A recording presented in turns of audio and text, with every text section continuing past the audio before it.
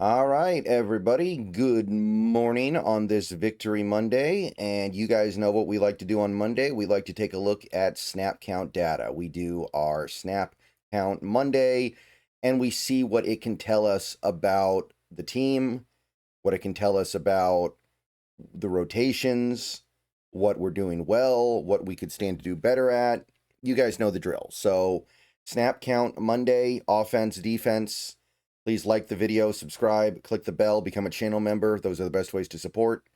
Let's take a look at some data here. And I'll tell you right off the bat, there's one kind of big number here that is not going to look very good this week because the Seahawks had so much success with scoring with either no plays or scoring with only a few plays.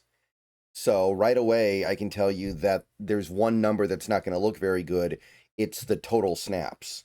Seahawks had 57 snaps on offense in this game, which is okay. I certainly wouldn't call it good. And without even looking at it, I think you guys probably already know that the defensive snaps is going to be way higher. But this is going to be one of those rare instances where that's actually a good thing, because the reason why that happened is because the offense was incredibly efficient and the special teams also helped.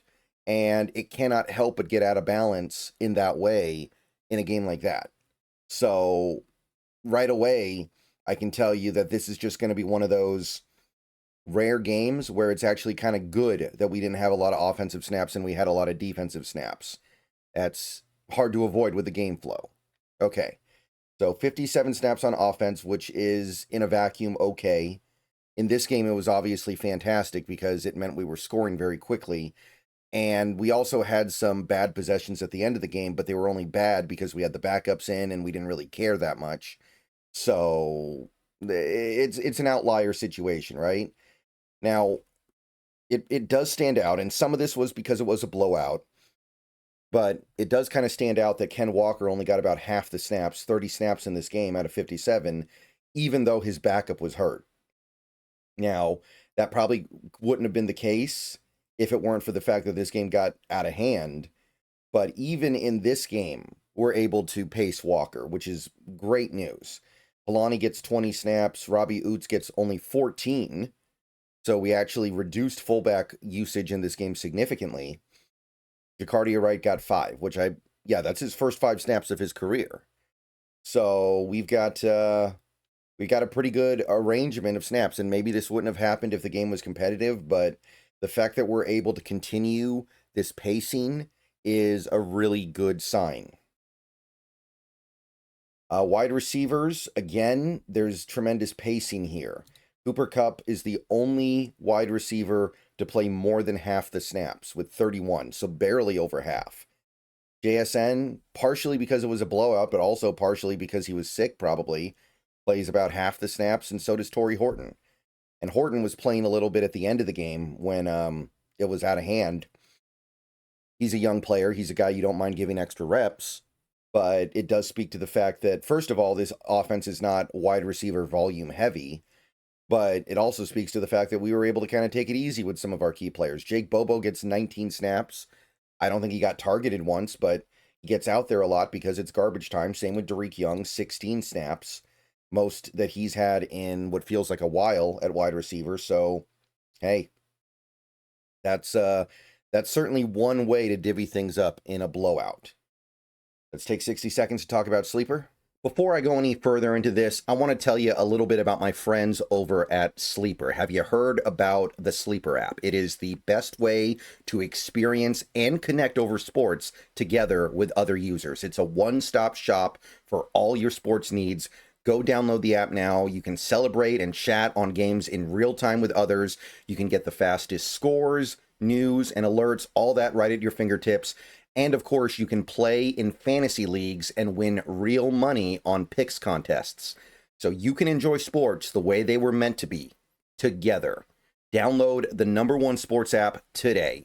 And when you go, use promo code SBN, that is SBN, and you'll get up to $100 match on your first deposit. Terms and conditions apply. See Sleeper's terms of use for details. Currently operational in over 25 states. So check out Sleeper today.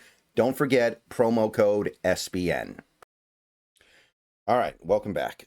Tight ends. Tight ends, again, pretty even spread, which, I mean, it's certainly in a game like this, totally fine, totally understandable. A.J. Barner plays slightly more than half the game. Arroyo plays pretty much exactly half. Eric Saubert plays just under half. In a game like this, that makes sense. I still have to wonder what's going on with Elijah Arroyo. You spent a second-round pick on this guy, and there really hasn't been much to speak of through 3 games. Now, this game I kind of understand. You probably never got deep in your playbook because the game was over so fast, and why would you bother getting deep into your playbook? But we got 3 games now, and Arroyo has 3 catches. That's not really what I thought we were going to get. Again, you spend a second-round pick on the guy, you should have some kind of plan. And Brady Russell, by the way, got 7 snaps in this game, so he got out there. Offensive line, this was actually a little bit of a mix and match game because we were able to bench starters so early. Charles Cross, Jalen Sundell, both of those guys only played 39 of 57 snaps because they got out of there quickly. And we staggered everything else. Like, Anthony Bradford played 53 snaps, so he did come out at the end for Cable Dew.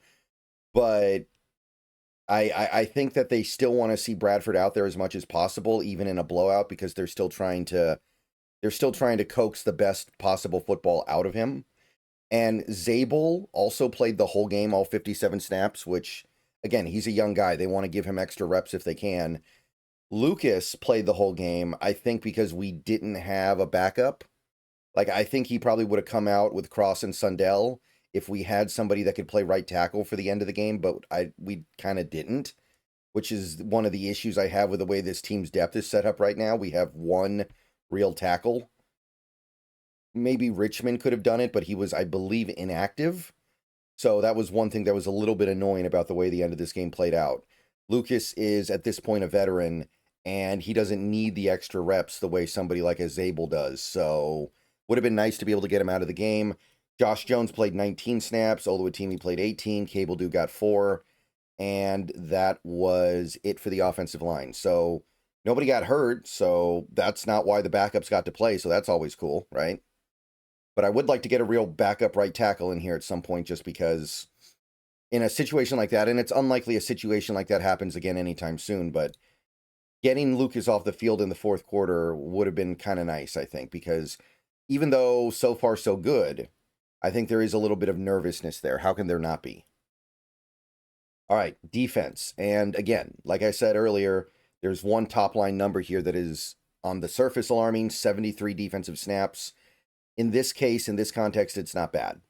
It was because the offense was doing such a good job scoring quickly, or the special teams, that the defense just kept having to go right back out there, which that happens when you win in a blowout sometimes. It's rare that a blowout is just the offense grinding it down on 12-yard plays 12-yard drives, or 12-play drives, my bad, every single time. It's usually like that, where there are a lot of big plays. But they did a pretty good job divvying things up. Mike Morris got a lot of burn in this game compared to his usual 18 snaps. That might be the most snaps he's played in a game since he was maybe the first game of his career. Maybe even the most he's played in any NFL game. The only defensive lineman that played more than 50 snaps was Byron Murphy, and that's another guy who's young. There's probably some desire to continue to get him snaps, even in a blowout, just because he is so young and he is still developing.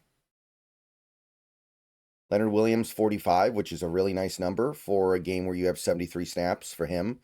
Jaron Reed, 39. So there was definitely some balance here. I don't know if they can get away with this in a closer game, but so far, they're doing a good job balancing things out. And I wish we had another defensive lineman active so we could have given them a lot of burn in this game, somebody like Peely or Bohanna, but they worked things out well. Linebacker, Ernest Jones played the whole game except for 6 snaps at the very end. Played a good game, by the way. Looking good out there. Tyrese Knight played a little more than half the game, 43 snaps, and Drake Thomas played a lot of snaps as well. Now, some of that was because, again, the game got out of hand, but there does seem to be a genuine belief that Tyrese Knight is better off in some kind of rotation, which I don't know. I do appreciate Drake Thomas, but I kind of appreciate him as a backup. I'm hoping that at some point in the near future, Tyrese Knight can become a full-time player again. I don't know if Drake Thomas is the guy I want out there in a meaningful moment. So we'll see where things go with Knight, but there seems to be some hesitancy to really just open things up with him and let him have the whole show, which, look, he is coming off an off season where he missed a lot of work. So we got to be a little bit patient, but 36 snaps for Drake Thomas definitely catches my attention. Edge rusher, we got, of course, Uchenna Nwosu working his way back in very slowly. He only had to play 20 snaps in this game, which, look, I mean, that's great that he's able to do that for sure. And and I think he actually played pretty effectively in those 20 snaps, and there's a belief that when we need him, he will be there. Boye Mafe also didn't have to play that much, only 29 snaps. I don't even think he showed up in the box score. So, again, very well-paced game. Derek Hall, 35 snaps, not even half the game. The only edge rusher that played more than half the game was DeMarcus Lawrence, which, I mean, that makes sense. Now, he is also the oldest guy in the edge rusher room. I don't know if you want to do this a lot, but hey, 45 snaps is still a reasonable number, especially when a lot of those snaps are probably like chill snaps at the end of a blowout where you're not necessarily going at a million miles an hour. And hey, Jared Ivey got his first career snaps, 12 snaps in this game, so good for him.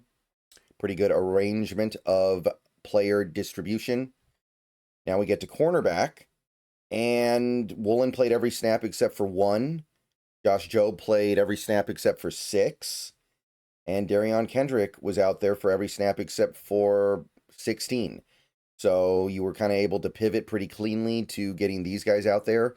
The only reserve that played snaps was a Nehemiah Pritchett, 6 snaps for him. So no Shaq Griffin, so maybe we've just kind of moved on there. I don't know. It seems like they took a look at Shaq Griffin in that Steelers game for 3 snaps and were like, I don't know if we like what we see. And I can understand it, but yeah, they were certainly able to get the job done with limited resources in that cornerback room. Remember, they also had no Emin Worry because he's playing corner for us this year. Love also out, so we had 67 snaps from Kobe Bryant. Ty Okada was the only defender that played the whole game, 73 snaps, so shout out to him. Anthony Bell, 15 snaps, so he actually got a decent amount of work, and 6 snaps for Jarek Reed. I like that guy. Happy to see him here, happy to see him playing a little bit. So even with limited resources, they find a way to get a rotation in. And other than Okada, nobody had to play the whole game, which that stuff adds up. You can't tell me that stuff doesn't add up over the course of a long season. All right, that's it for Snap Count Monday. See you guys later. Go Hawks. Let me know what you think. More videos coming soon.